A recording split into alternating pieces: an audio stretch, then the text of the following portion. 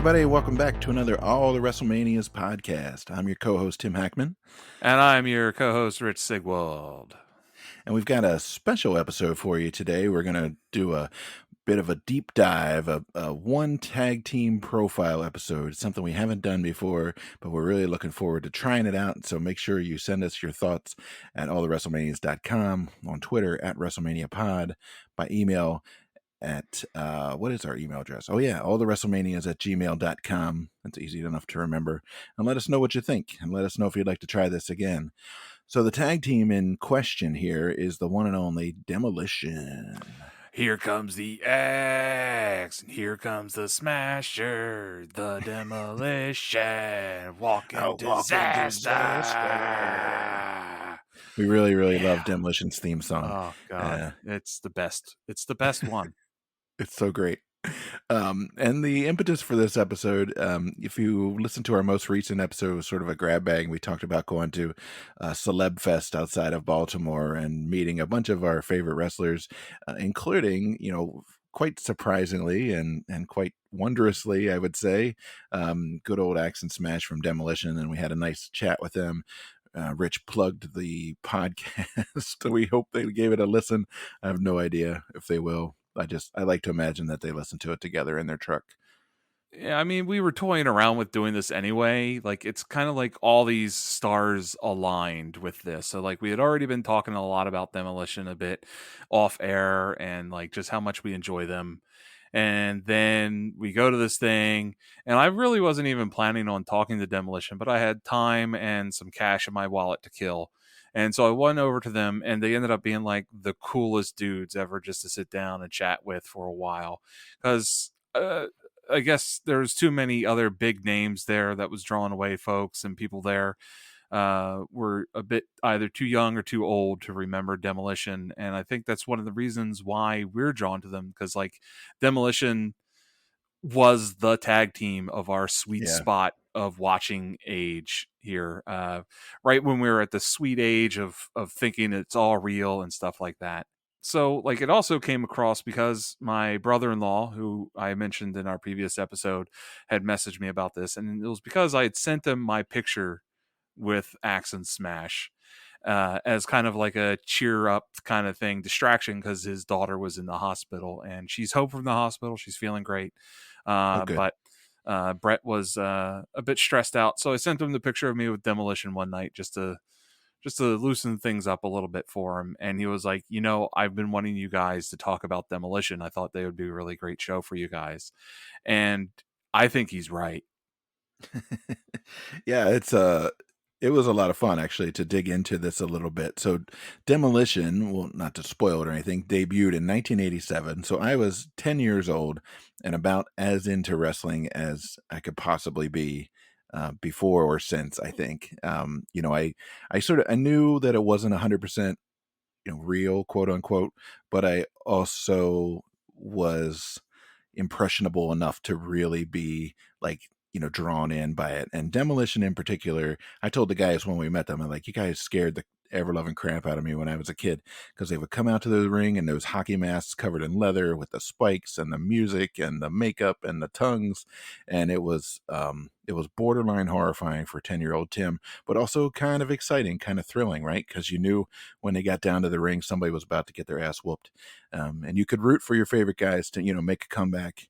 But ultimately, you knew it was futile. They weren't going to come back over two guys like Axe and Smash. So that's kind of a little bit of the background of the fandom. I think is not too strong a word. Yeah, and they were kind of counterculture too. Like they were the guys also that didn't really care about whether they won or lost, just as long as they hurt the other guys.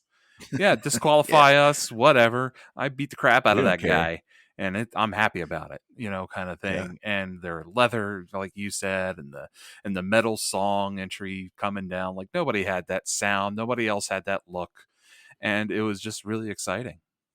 Yeah, how do you go back to, Hulk Hogan and Real American bullshit after you see Demolition? I think it's like it's a little bit like, sort of your musical or your pop culture taste, right? It's like once you get exposed to something with a little bit of edge, you're like, oh yeah, I think I'm done with Aha, It's time for Judas Priest. So anyway, Yeah, we'll you we'll talk. you can't dial it back. You can't go back. You can't go back. We'll talk music a little bit later on in this episode, but we thought we would start by sort of profiling the two men who made up Demolition, Axe and Smash, Bill Axe Eady and Barry Smash Darso.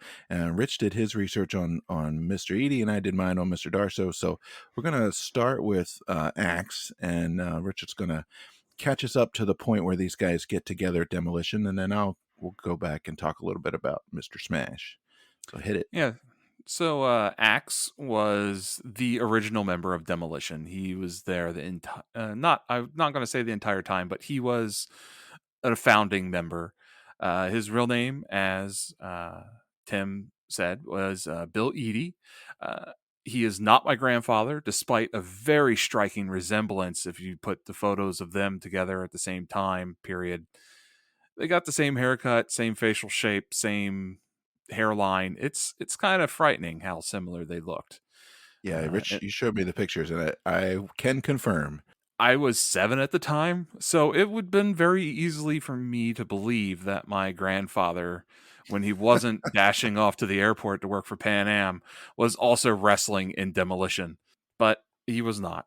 So Bill, Mr. Eady, is from Ohio, and before he was in Demolition, he wrestled under several names, including Bolo Mongol, the paramedic. That's a terrifying gimmick, the paramedic. The paramedic. Uh, No way. That's awesome. yeah, it was actually a tag team, the paramedics he was in. The world's worst EMTs. Yeah. I had this like vision of like someone taking a pile driver and they're like, good God, they gotta call an ambulance or whatever. And then the two guys come down and they just look like paramedics, and then they continue to beat the crap out of the hurt guy. That was just kind of the thing that was dancing around in my head. I don't know if that's how it actually worked, but he also wrestled under the name Axis the Demolisher, Billy Crusher, Super Machine, and probably his most notable name besides Axe was the Masked Superstar. Oh, I remember the Masked Superstar. I didn't realize that was him. He was the Masked Superstar before he was Axe. So he had notable feuds, especially as the Masked Superstar, with Stan Hansen, who we just saw use his vision as a reason for working stiff. Dick Murdoch, Wahoo McDaniel and his little war dance, and Blackjack Mulligan. He had a series of famous 1-hour cage matches with Blackjack Mulligan, and apparently several 90-minute cage matches with Blackjack Mulligan. Jesus. Sounds exhausting, and as a fan and as a wrestler, I can't imagine that kind of pain. Axe, Bill Eady, was also extremely close friends with Andre the Giant. So Andre was the goddaughter to his two daughters, and also Bill was one of the first wrestlers to ever body slam Andre in the ring, which means Andre let him do it, basically. Yeah, 100%. So when he was one of the machines then with along with Andre, Yes. right? Okay. Yes. He was one of those guys feuding against Bobby Heenan's Giant Crew. His first WWF run, which was during that, was in 1983, 1984, and he had matches against Bob Backlund, Hulk Hogan, Jimmy Snuka, Sergeant Slaughter, all fairly notable. And then he went back to the independents and the territories and did some more work, and then he came back to the WWF in 1987, and that's when he formed Demolition with Randy Colley, aka Moondog Rex. But the problem was the fans still recognized Randy as Moondog Rex despite dressing him up like Smash. So they had to get somebody else. And that's where we meet Mr. Darso, Barry Darso. He was born in Minneapolis in 1959. He actually attended high school with just an all-star class: Kurt Hennig, Rick Rude, Tom Zank, John Nord, who became the Berserker, and Scott Simpson, aka Nikita Koloff, all went to the same high school that he did. He ended up training with Eddie Sharkey, known as the Trainer of Champions in Minneapolis. So Sharkey was an AWA talent who had retired. He won one of the NWA, I think it was the U.S. Heavyweight Championship in Central States Wrestling. And then he went to work as a bouncer for this place called Grandma B's, which was this rock and country bar in Minneapolis that was also sort of a biker bar. Apparently, the Hells Angels had their clubhouse like right down the street from Grandma B's, so they kind of like gravitated towards this place and kind of came known as a bit of a rough place. So Darso was working there at the time with Sharkey, and again, some of the other bouncers on the payroll there were Rick Rude, the guys who would become Road Warriors Hawk and Animal, John Nord, Berserker, Scott Simpson, Nikita Koloff, and Sharky's like, I'm going to take you guys and train you to be wrestlers, and I'm going to start my own wrestling promotion in school. He called it Pro Wrestling America, started in 1982, and those guys were some of his very first students. So, I mean, what an outstanding class if you're going to start yourself a wrestling school. Yeah, that's like Alpha's wrestling school that trained Yeah, I don't everybody. know. This guy trained everybody else. It sounds like. I don't know how you make that happen, but that's incredible. Sharky, by the way, is 86 and still kicking, so he's still out there. I don't know if he's still breaking arms and stuff, but he's around. So Darso finished up at wrestling school at age 21, and he ended up going to Hawaii to wrestle for Leah Maivia, who's the wife of Samoan wrestling legend Peter Maivia, of course, and also the grandmother of The Rock. And if you like The Young Rock, the TV show, like we do, Leah Maivia has a major role in there. So Darso did a stint there, and then he went to New Zealand, and he went back to Hawaii. His first big thing on the mainland was with Georgia Championship Wrestling, and then on to Mid-South, where he was Crusher Darso, and then that was Crusher with a C, and then he became Crusher Khrushchev. So one of the NWA Mid-South Russian heels kicking around. So he was teamed up with Nikolai Volkov. He also teamed with Jim Neidhart in Florida Championship Wrestling and was a 2-time tag champion there. His first really big career move, I think, came with Jim Crockett Promotions in '84. So with Ivan and Nikita Koloff, he won the NWA World Six-Man Tag Team Championship. And those guys used the Freebird rule to compete in the tag team division against the Rock and Roll Express and the Road Warriors. And then he also did a lot of competing solo as Crusher Khrushchev. It's kind of hard to say. He won the NWA Mid-Atlantic Heavyweight Championship from Sam Houston at Starrcade 85. And then a couple months after that, he had a really bad knee injury and had to take almost half a year off to take care of that. I read a really nice interview with him from Slam Wrestling back in 2001, and he says that Crusher Khrushchev was definitely his favorite of his many gimmicks over the years. So he was quoted as saying, "With Ivan Koloff is where I learned the most about wrestling. We wrestled hour-long matches a couple of times a day for 2 or 3 months with the Rock and Roll Express and other tag teams. So that's when it was the real deal. People believed it. You worked hard. You told a story in the ring." So that's kind of where he's got his, his 10,000 hours of work in. He had one more big push in Jim Crockett Promotions. So he and Ivan Koloff won a tournament with a final match against Dutch Mantel and Bobby Jaggers to become the first NWA U.S. Tag Team Champions. And they feuded against their former partner, Nikita Koloff, who was then teamed with Dusty Rhodes. And finally, they lost the titles to Ron Garvin and Barry Windham. So he came to WWF in 1987 specifically to take the place of Randy Colley, aka Moondog Rex, to be Smash in Demolition. And as Rich mentioned, Randy Colley is, we call Randy Colley the Pete Best of Demolition, I guess, right? Like he was there at the start, but he didn't make the cut. I feel bad. Shit happens, right? It's tough business. So, and then of course, as I mentioned at the top, the guys made their debut in January 1987 and were a huge force until September of 1991 with some lineup changes that we'll talk a little bit about. And Darso was a member during their entire run. At first, they were managed by Luscious Johnny Valiant, but then they kind of quickly switched over to Mr. Fuji. And their early feuds were with Ken Patera, Billy Jack Haynes, and Strikeforce, which was Tito Santana and Rick Martel. You mentioned some of the titles that Mr. Darso won, and we shouldn't sneeze at the titles that Mr. Eadie won as well. So he was the Georgia Heavyweight Champion, so in Georgia Championship Wrestling. He was a 3-time national tag champion with Georgia Championship Wrestling, once with King Kong Bundy, once with Super Destroyer, who was Scott Irwin, who we recently saw in Wrestle Rock 86 as a member of the Long Riders. And he was also a tag champion with Big John Studd. So that's kind of impressive Wow. that he's able to win the championship 3 times with 3 different partners. And then he was also the NWA television champion. He is a 2-time NWA World Tag Champion, Mid-Atlantic version with Paul Jones, and that's actually the belt that became the WCW World Tag Championship. And then, as we'll probably mention later, is that as a member of Demolition, he is a 3-time WWF World Tag Champion as well. Very cool.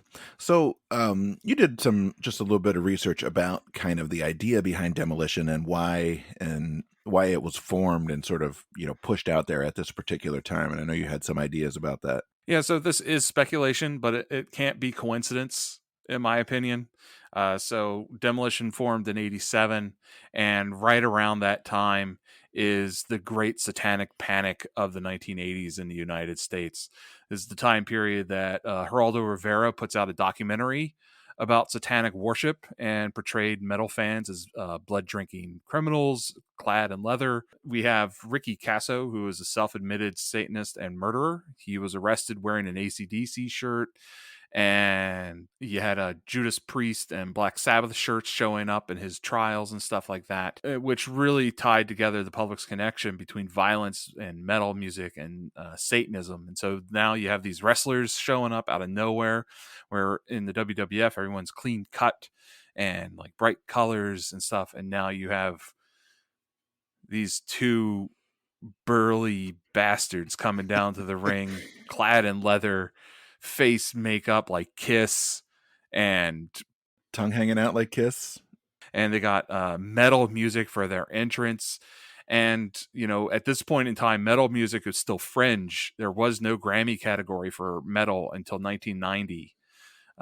And so you have Metallica that's putting out albums that are trying to get metal into the mainstream.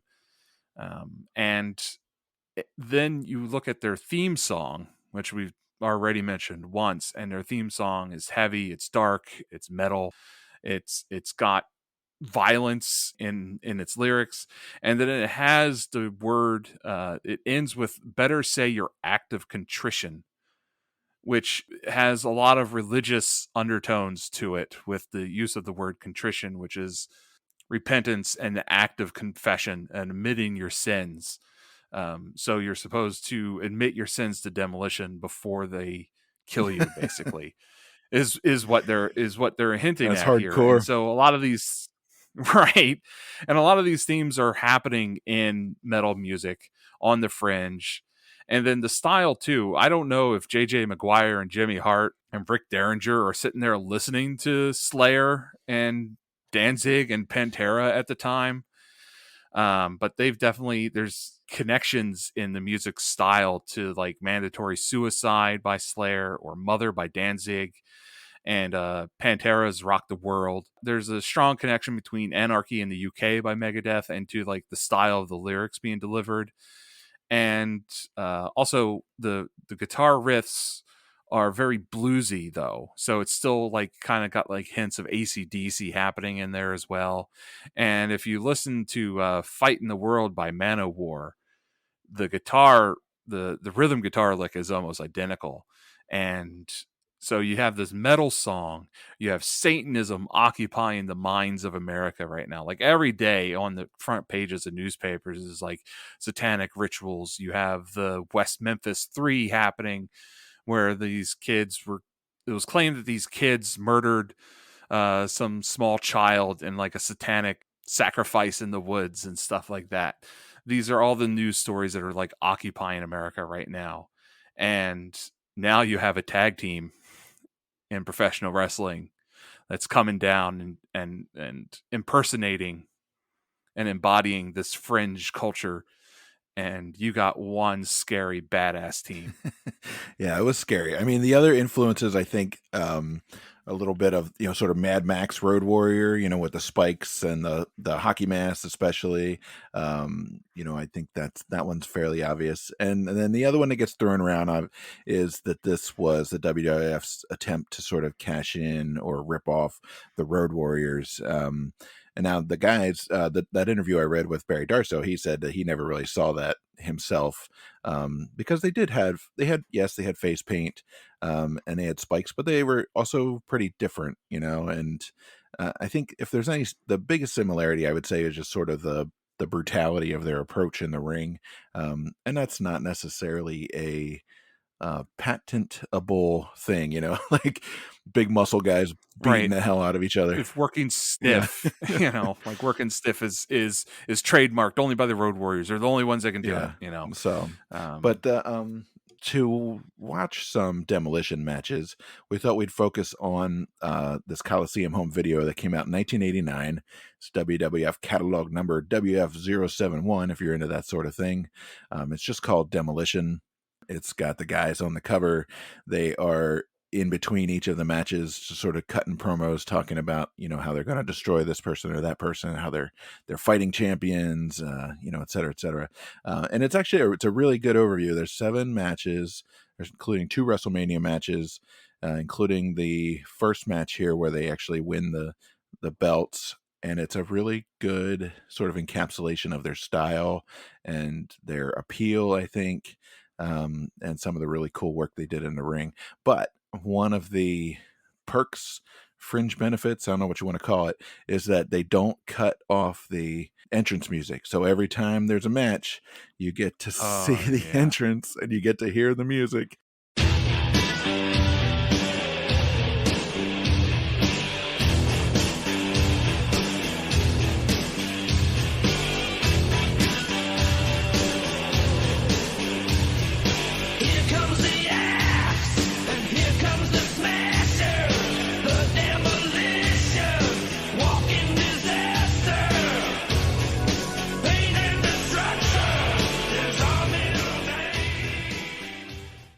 And they do the whole thing, and it's fantastic.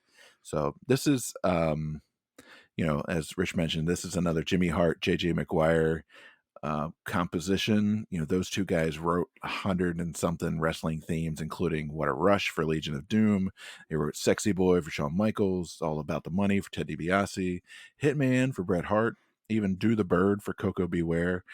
So that's some pretty serious range as a composer and as an artist, to be able to go from Do the Bird to Demolition. Yeah. That's badass.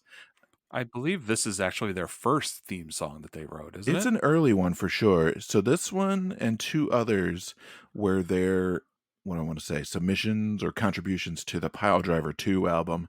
And the switch came when Vince realized just how expensive it was to license songs like Another One Bites the Dust, which they had been using for Junkyard Dog. And they had a couple of others, where they used like actual commercial songs, and they're like, oh yeah, that's really fucking expensive, let's get our guys to write some stuff that we can own. Because when you want to be a nationwide audience, you can't be blasting that crap without paying royalties out the nose, Yeah. And that's actually one of the driving reasons why I wrote our own theme song instead of trying to scam off something else, was just because in case someone listens to it, just the right person listens, like especially if we're going to be on iTunes, we're going to get pinged if we're like coming into like Jump by Van Halen or something like that. So write your own music when you can. Well, and of course, YouTube, if we YouTube like flags that stuff immediately if it recognizes anything remotely pre-existing in your music. So anyway, Rick Derringer is also on here. He's we're not entirely sure. He definitely produced these songs. He may have played guitar on them. We're not 100% sure about that one. So if you know, let me know. I found a really nice interview with JJ McGuire, who actually just died March 11th, 2022 from, it's from ProWrestlingStories.com. It's an interview he did with them. And it's really long, but he does a really deep dive into some of the, his just amazing history, honestly. He says that Jimmy Hart is an absolute musical genius, which I kind of believe. There's no doubt about it once you start listening to their theme songs and the stuff that they put out there, and knowing all of that stuff just came out of like 1 or 2 guys. That's incredible. You would think that you got a whole team of people back there just churning out music, and like there's also something to be said about how like modern day wrestlers and wrestling, they just pay the royalties to use like known songs instead of like having a staffer write songs, and it's because Jimmy Hart and JJ McGuire were just so damn good at their jobs. You can't replace that. Yeah, and you don't have those guys. There's not like 100 of those guys floating around. All right, so we've talked about the theme song. We talked about Mr. Edie and Mr. Darso, how they got to the WWF in '87. They are formed Demolition. They've got the hoods on and the spikes and the makeup, and they're ready to go. So let's get into this VHS from Coliseum Home Video and talk a little bit about their work in the ring. So the first match on the tape here is Demolition versus Strike Force. So that's, again, Tito Santana and Rick Martel from WrestleMania 4, March 1988. So we actually watched this one for the blog way back when, and I did remember this one. And we get Yeah. the Demolition theme song to start. Jesse can't tell the difference between the two guys, and Gorilla has some thoughts about whether the studs on their outfits are legal. So we have some conversation about that. Yeah, I thought that this looks like two cool guys on spring break just wandered into the wrong nightclub. About to get your ass whooped. So Smash goes to work hammering on Martel right away, and that's good because Oh Rick Martel yeah, deserves it. it's so violent. He comes just like angry and charges at him and pounds him down to the mat. And one of their signature moves that we'll see again and again is that two-handed like hammer pound with a stomp at the same time. It looks really cool. Yeah, Love it. yeah. Like their tags even sound stiff in this match. I don't know if you notice that. Like they're like hitting each other to tag in and out of the ring. It's great. Yeah. There's no technicalities here. It's like they're pounding and punching and clotheslining until like the Strike Force just gives up. They can't like this. There's this straight sheer brutality happening while racism is happening in the commentary, and it is classic 80s WWF all the way. Yeah, it's great. And they show off some muscle moves. Martel tries a crossbody and just gets caught in midair. Yeah, And then they Strike Force manages to get a little bit of offense on him, but it's, again, you can tell it's not going anywhere. I really no, like the move where Smash like picks up Tito in a bear hug and then just walks him over to the corner so Axe can give him this stiff ass clothesline and knock him off, knock him yeah, down. that was amazing. uh, just like picks him up, carries him like a child, and then lets him get smashed It was by. great. And yeah, and that's where Jesse Ventura says, "I bet Chico wishes he was back in Tijuana selling tacos." Ugh. And Gorilla Monsoon just says, "He isn't from Tijuana." You racist asshole. Yeah, and like they have a good hot tag to Rick Martel, but it's not enough. And then this ending is chaos of this match too. So like Mr. Fuji ends up taking a nasty little bump and tossing his cane over the top of all the action to, was it Smash that catches it? And then No, Smash lays it Axe in. catches it because Axe, sorry. Smash is tied up in a Boston Crab, and he's down there. He's tapping actually, but the ref is distracted because Tito Yeah, is punching Mr. Fuji on the apron. right. And then Rick Martel takes a cane shot to the back of his head. There's a ref bump. The ref comes to, and 1, 2, 3, we have the winners, Demolition, and we get to hear the fucking sweet ass theme song again. Hell yeah! Jesse at one point says they don't use a lot of classic wrestling moves, but they win. They don't use any classic wrestling moves. They punch, they stomp, they kick, and they clothesline. That's pretty much it. That is what they do. That is Demolition's brand, and this tape is 90 minutes of that. They don't even And it's so They don't great. even do their finisher here, where he holds, I think it was just called the No. Demolition, right? Where he holds the guy on his knee and like in a Yeah. backbreaker and the other guy comes off the turnbuckle. They don't even get to that. They just Yeah. pound and stomp. I I I think we actually only see that move in one of these matches the entire time. Yeah, I think you're right. I think we only see it once. So, I'd be curious when they actually work that into their rotation. That would be a good question when they come on our show eventually. I'd imagine it's got to be around a little later, just because eventually, like all the tag teams have the finishers. Like the Hart Foundation has the Heart Attack, the Steiner brothers have the Frankensteiner, and stuff like that. Like all the tag teams eventually start developing like these combo finishers. So Yeah.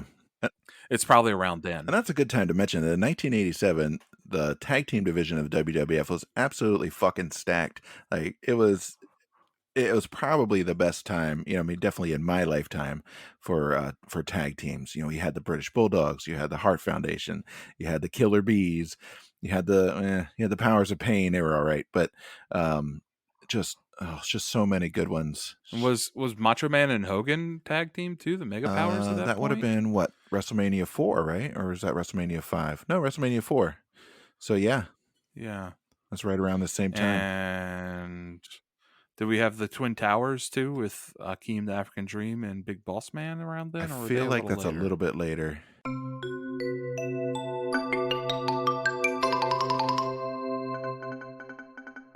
Akeem the African Dream and the Big Boss Man, also known as the Twin Towers, were a tag team from 1988 to 1990.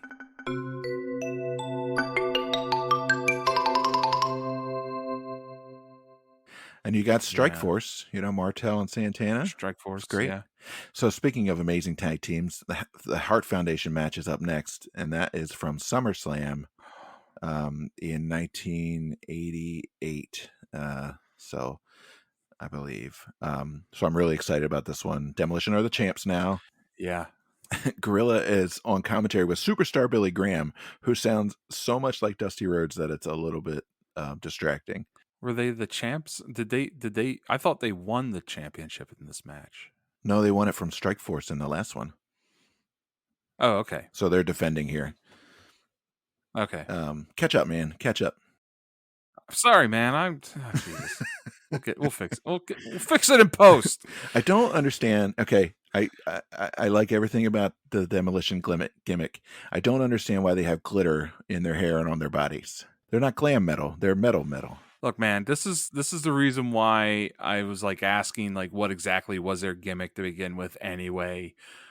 Are they BDSM? Did they just come from the sex dungeon with the glitter bombs to come and fight the Heart Foundation? Like what is going on? Like or they just got too sparkly at some point. Like someone was using like probably Sherry was in the back spraying glitter hairspray and they got too close as they were walking out or something. You never Yeah, know. I'm not holding it against them for sure. This is a fantastic match.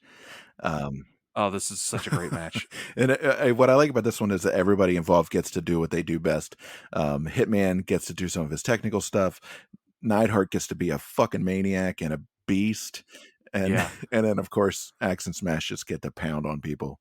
Um, they spend a Yeah, and we get to see Brett do some classic Brett selling too, which is they great. spend a long time beating up Um, a Hitman, like a long time, yeah. like to the point where I was like, all right, is he going to be okay? Yeah, Yeah, like he gets his arm tangled in the ropes at one point, and they totally take advantage of that, like bending his arm in weird ways and just pounding on him, just like Brett's stuck, he can't go anywhere. I'm gonna beat on him, and then like if the ref pulls one of them away, then the other one comes over and beats on him. Like it's just brutal. Like yeah. it's an ass kicking. This entire match is an ass kicking on both sides, They're really really. good at healing it up. I mean, they know exactly where to place themselves to like it's really impressive, honestly. Like you said, it's fluid too. It's not like so transparent. Sometimes you see the distraction doesn't look all that convincing, but it's really great. So Yeah. And the crowd is frothing at this match too. They're crazy. They are fired up and worked in and they're 100% committed to everything that's happening, especially when they distract the ref to miss the hot tag to the anvil. great moment. And Great moment. oh my god, the crowd went nuts and it's like probably the most heat that we see on this entire video is the heat generated when the ref misses the hot tag and the anvil gets kicked out of the ring and they just pound on Brett some more. Yeah, that was amazing. I put that one down in my notes too. It's fantastic. Anvil finally does get the tag. He cleans house for a near fall or two. He does a really great power slam. That dude is so strong. Every time we see him, we're like, oh my god, like what a beast.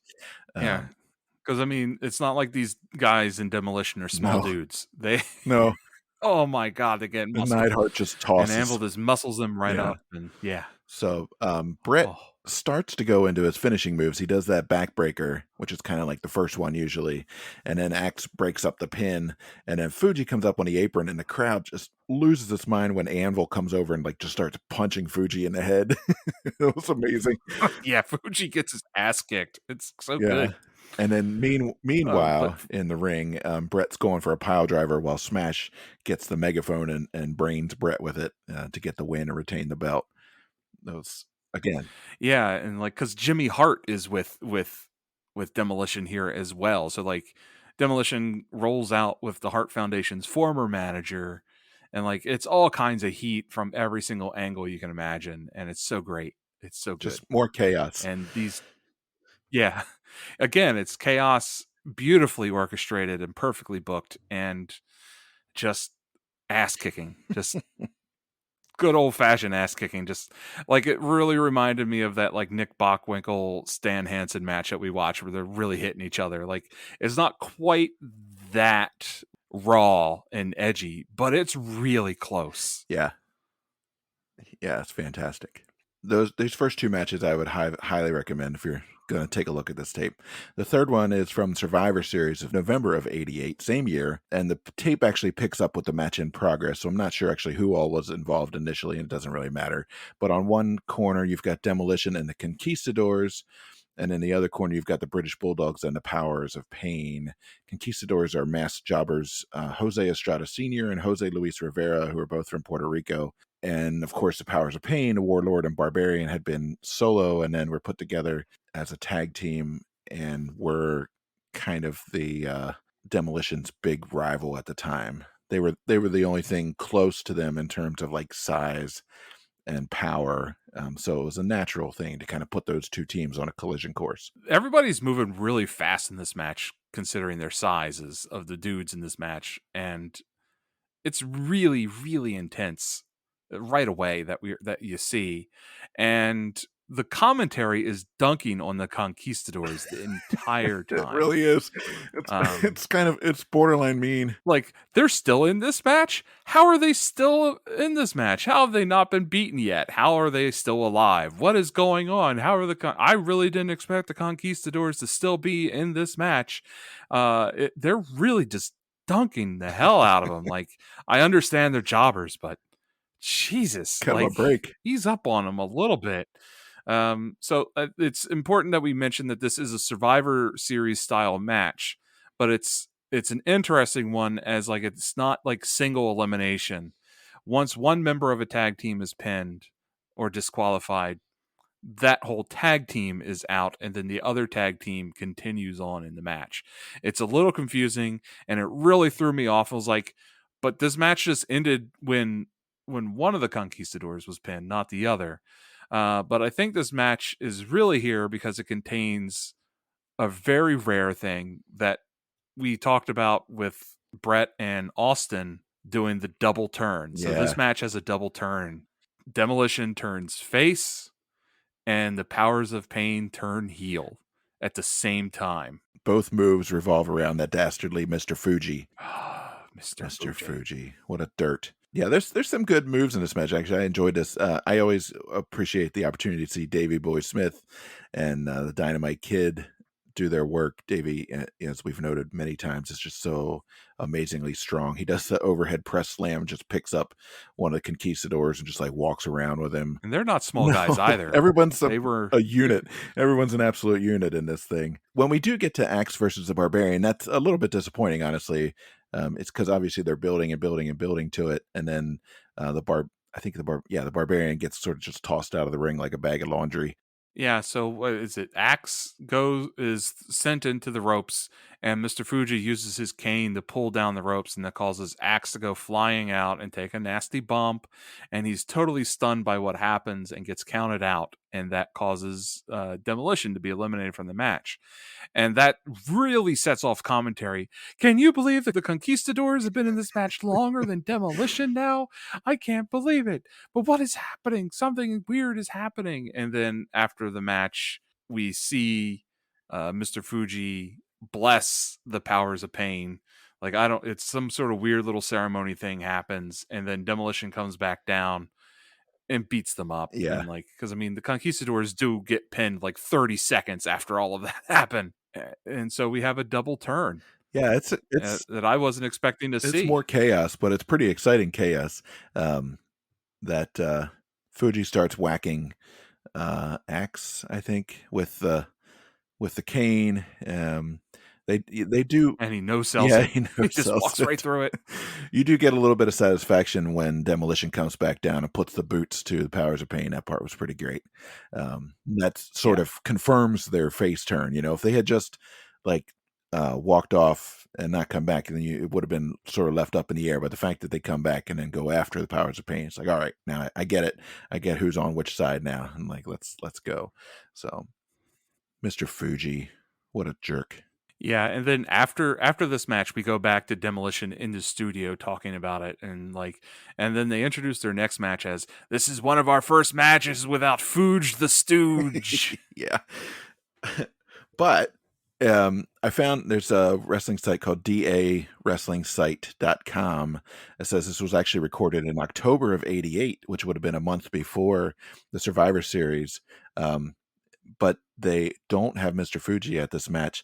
It's kind of it's weird. The announcer says, accompanied by their manager, Mr. Fuji, the ring announcer says that, but then the commentator says, "Oh, you know, the ring announcer says Mr. Fuji, but he's not here."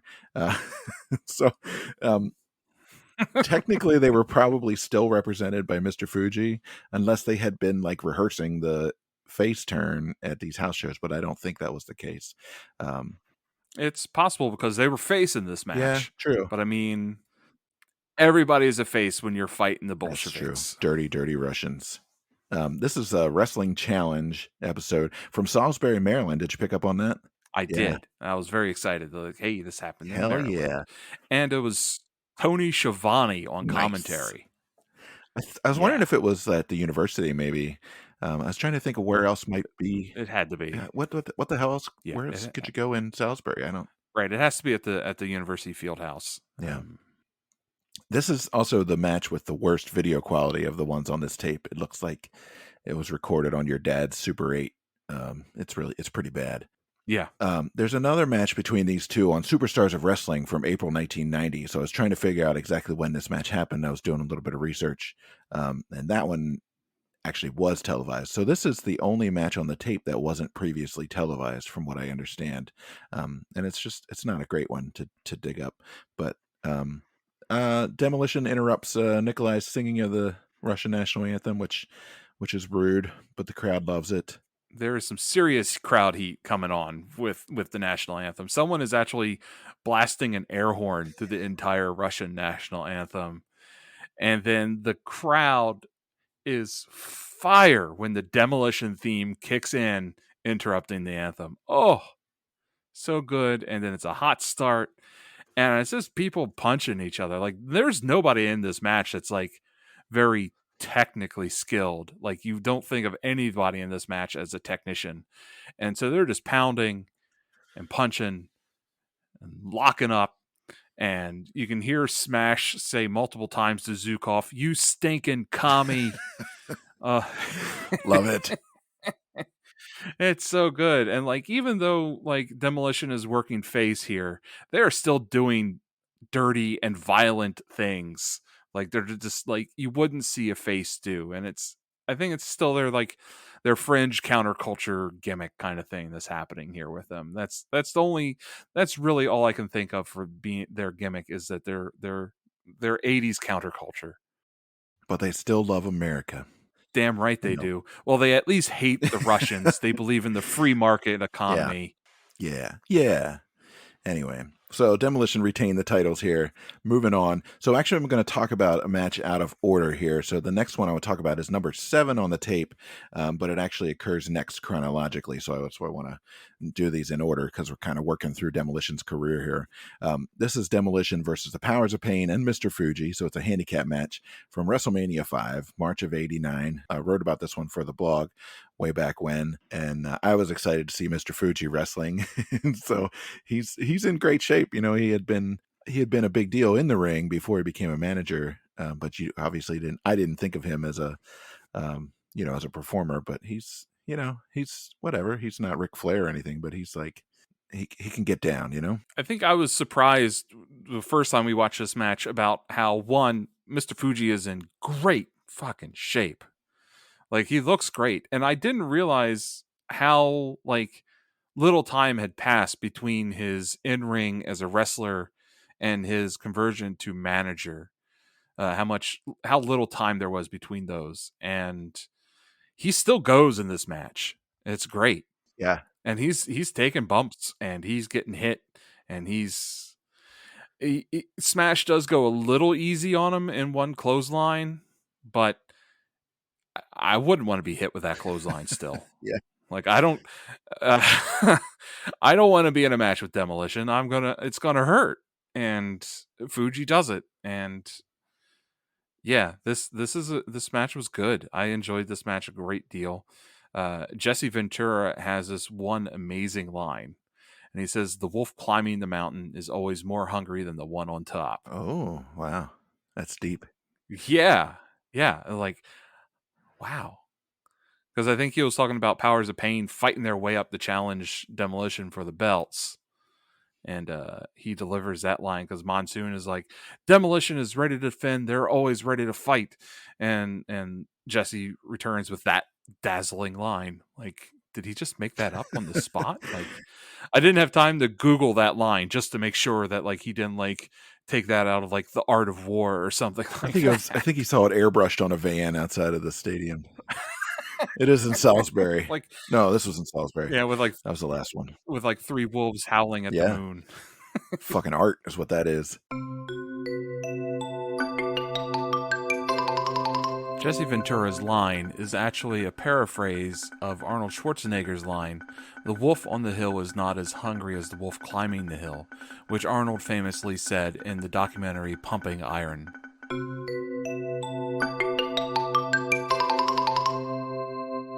Yeah, I Yeah. like this match too.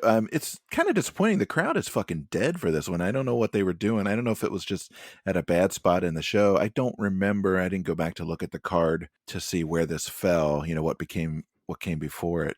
But Yeah. I remember when we wrote about it, we just described this as 4 slabs of beef just pounding on each other. For I also think the Barbarian and Warlord get exposed a little bit in this match as not like working all that well, especially Yeah. compared to the guys in Demolition who just I don't know can just get down a little bit better. They sell better. They go on offense better. They're Yeah. just a little more believable, agile. You know, those kinds of things.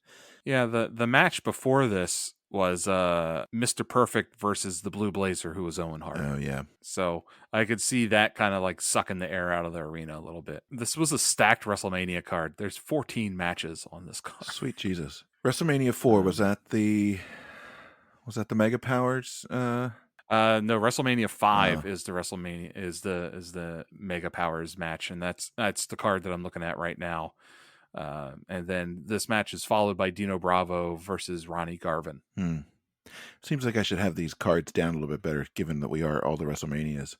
You know, there's 14 matches on that one. That's going to be Yeah, I'll be gentle with it's going myself. to be a tough one to forgive yourself. You know, mindfulness, Mindfulness, yeah, yeah. because that's Demolition's thing is Yeah, mindfulness for clearly. sure. So for the wrap up, the finish on this one, Fuji does the salt trick, but he gets one of his own guys instead. So Demolition get their finisher on him, so they can get their revenge on him for double crossing them, and of course hold on to their title. So that was exciting. Yeah, and Fuji sells it great. It's great. Yeah. And Gorilla Monsoon refers to the Powers of Pain as mongrels at one point. I don't know how I feel about that phrase. But. That's fine. It's fine. The Yeah. next match is Demolition versus the Honky Tonk Man and Greg the Hammer Valentine, who would later be Yes. called Rhythm and Blues, but I don't think they're actually called that here. Um, No, they're and not they yet. are with Jimmy Hart. This is from May of '89. This was a wrestling challenge show.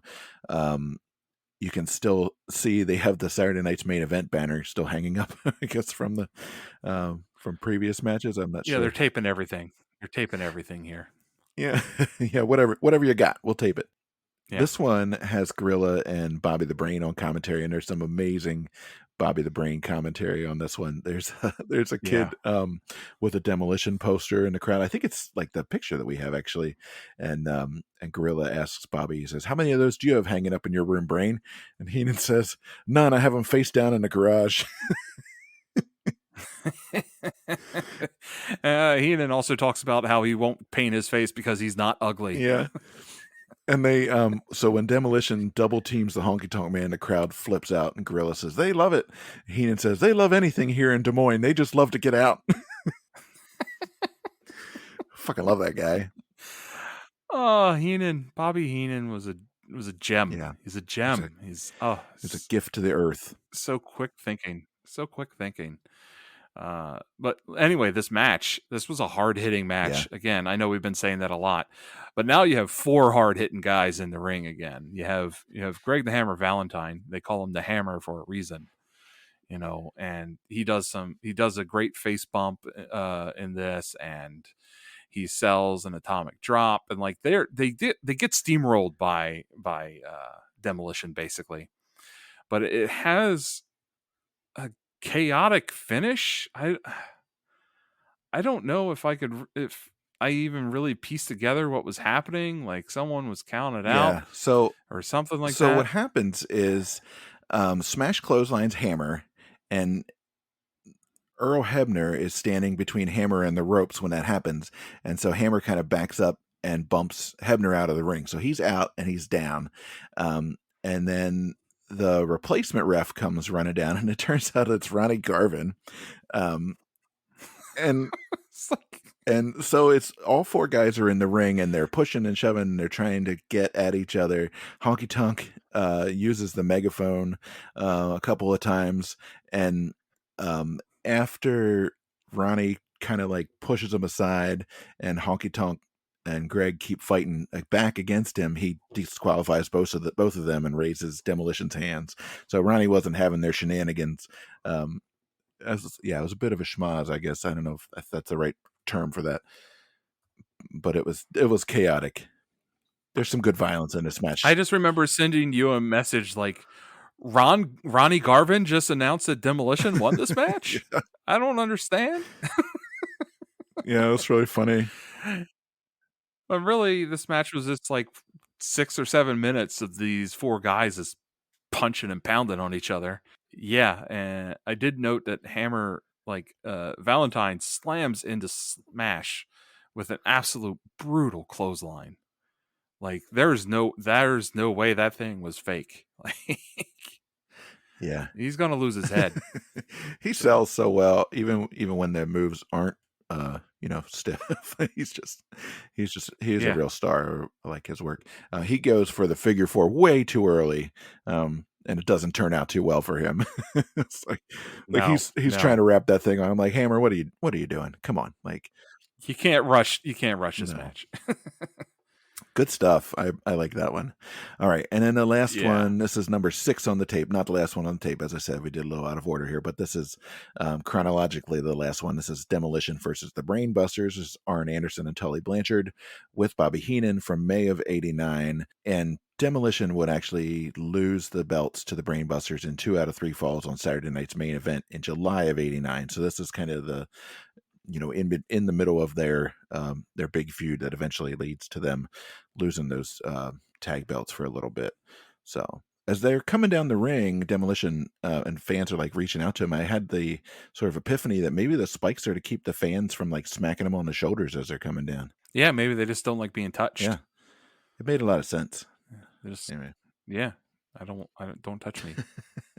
Don't I touch think me. this is my favorite match on the tape. I mean, I don't know. What did you think? I mean, This match is really, really, really good. I mean, and so is the Hart Foundation one. You know, my heart always goes with the Hart boys, so it's like, but yeah, this match was good.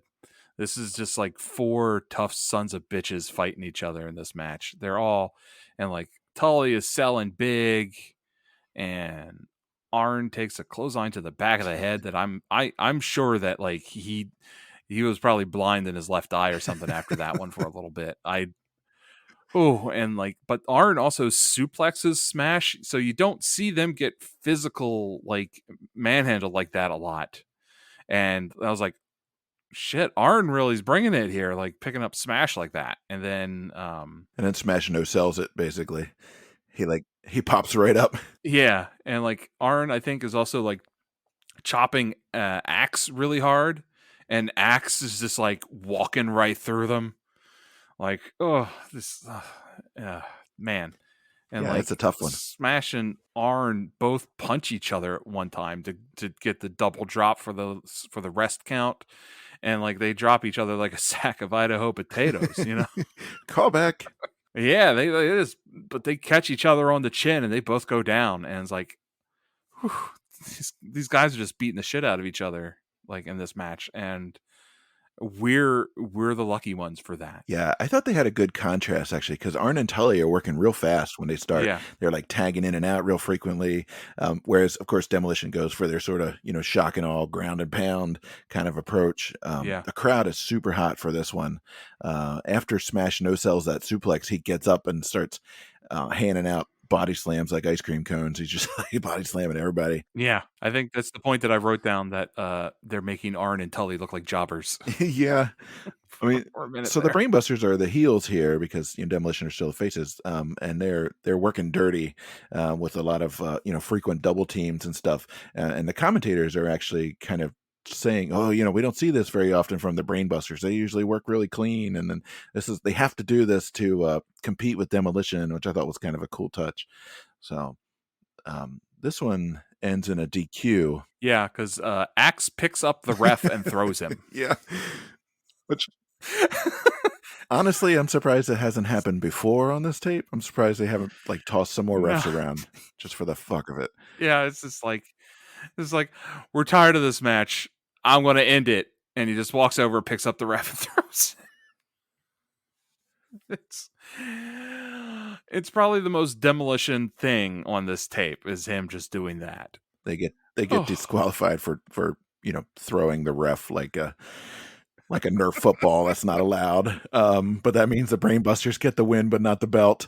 And they continue fighting up the aisle. And Jesse says it's turned into a Pier 6 yeah, brawl. I don't know. yeah. I had a Pier 1 brawl one time, but that's different. And then that's You can't have that wicker yeah. chair. I Sorry. am taking this with me, motherfucker. And then that's where the tape just like cuts off. They're like, well, and we're done. Um, but that's also maybe appropriate somehow. Just kind of, Yeah, no frills, no yeah. flash. Just smash them, bang them, and get the hell And out. the credits are like 1989 WWF. Suck it. That's it.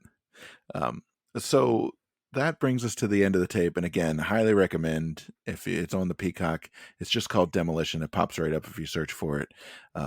Well worth a watch for sure.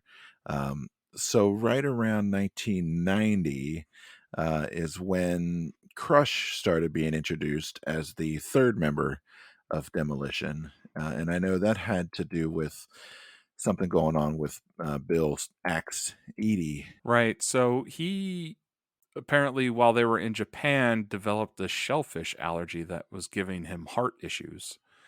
And so they felt the need that they had to replace him temporarily and then permanently, just because, you don't want him keeling over and dying in the ring from heart issues or anything like that. And apparently he got over them and goes on into the indies and stuff, but he doesn't reach back to the pinnacle that he had as Axe in Demolition. And at one point, I believe he reforms Demolition with someone else, and they get a cease and desist letter from the WWF, so they stop that.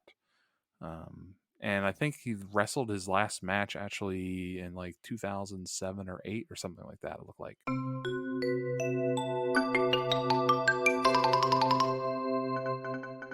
Bill Eadie wrestled his final match on August 12th, 2017 with Georgia Premier Wrestling in Canton, Georgia.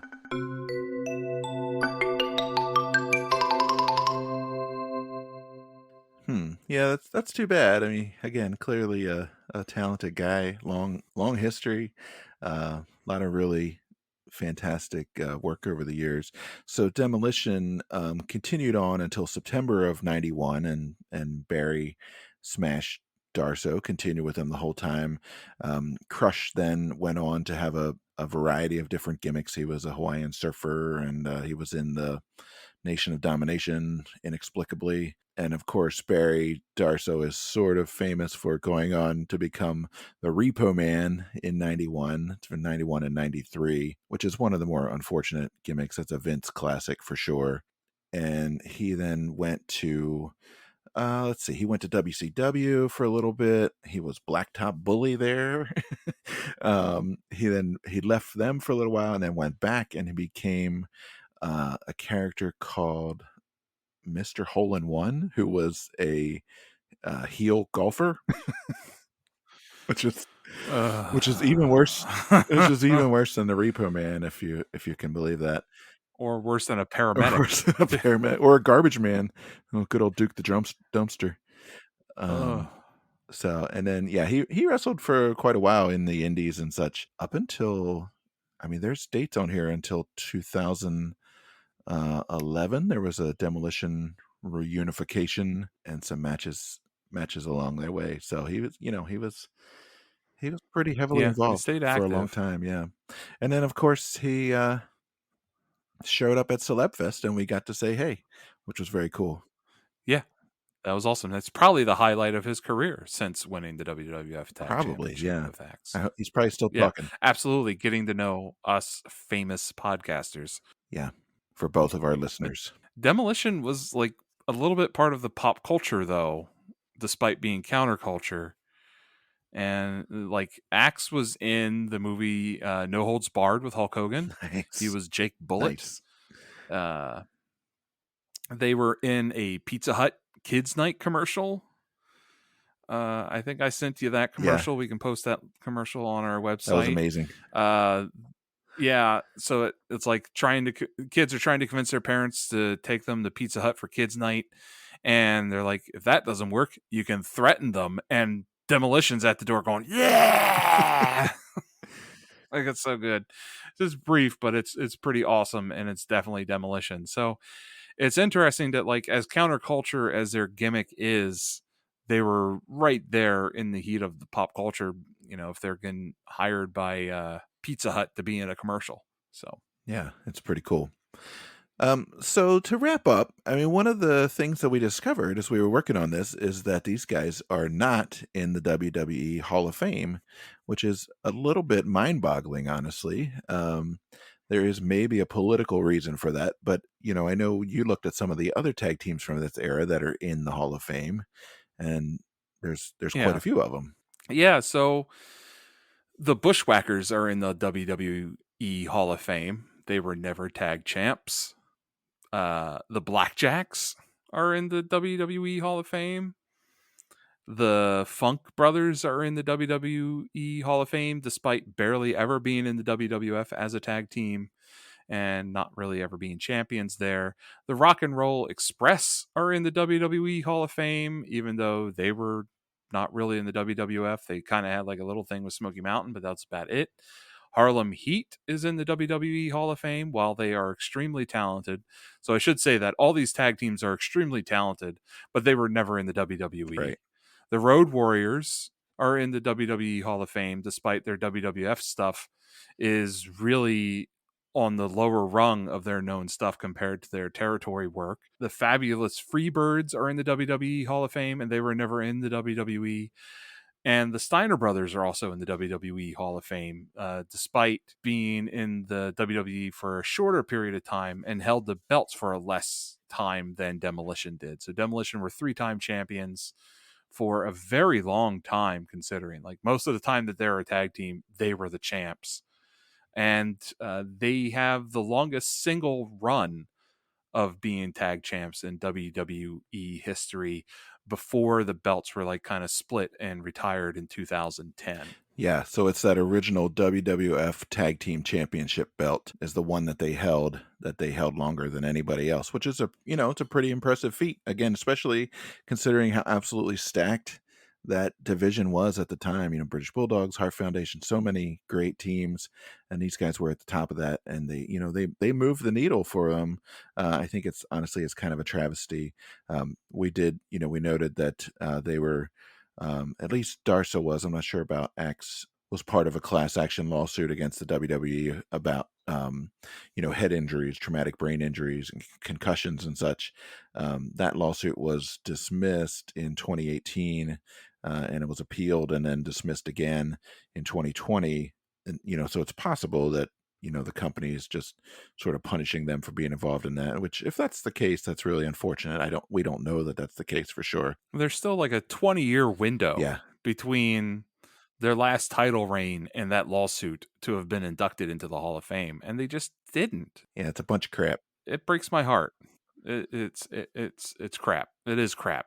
Crap. It's a bunch of crap. Did you do any searching around to see if there's any like induct Demolition movements out there? I didn't take a look. I should do that. I did find a bunch of blog posts and stuff like that from like 2002, 2003, like pushing for Demolition. Why isn't Demolition in the Hall of Fame? Especially when they're like, one of them was basically like, if you're going to put the Bushwhackers in, why are you not putting Demolition in? And I think that is a very legitimate argument.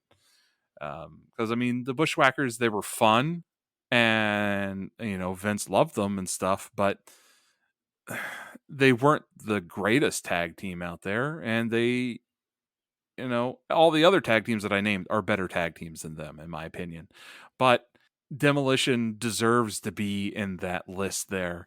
And these two guys, and what's very clear is their dedication to the profession and the craft of professional wrestling deserves to be rewarded in such.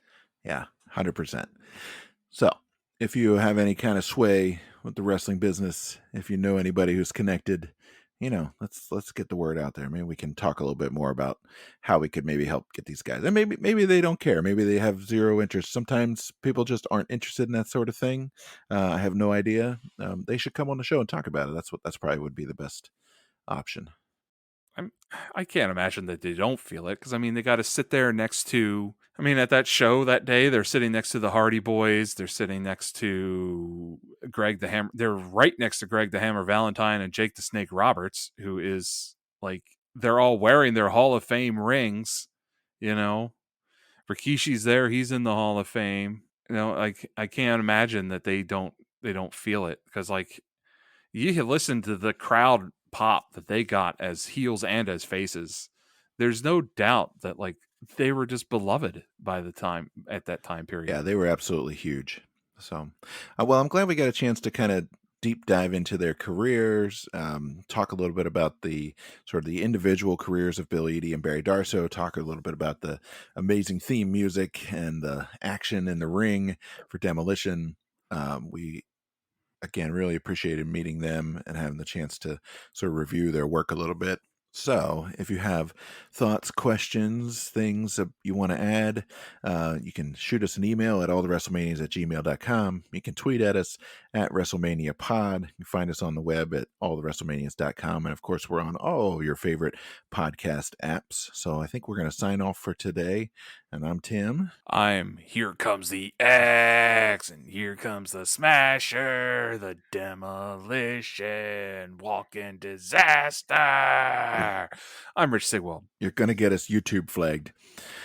Signing off. That's why I stop right there. We're fine. Fair use. Peace and love. Fair use. So long, everybody.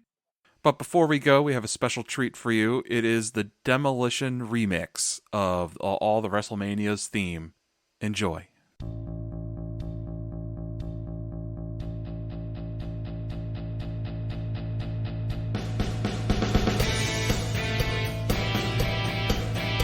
Remember when you used to wake us up and beat us over the head with a cane?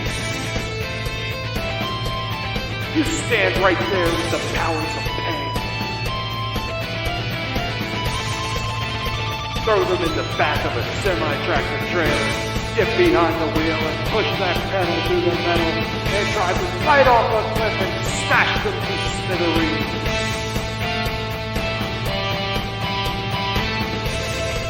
We fight to hold on to what's ours. We are out to demolish and destroy. Thanks for listening. We're Tim and Rich.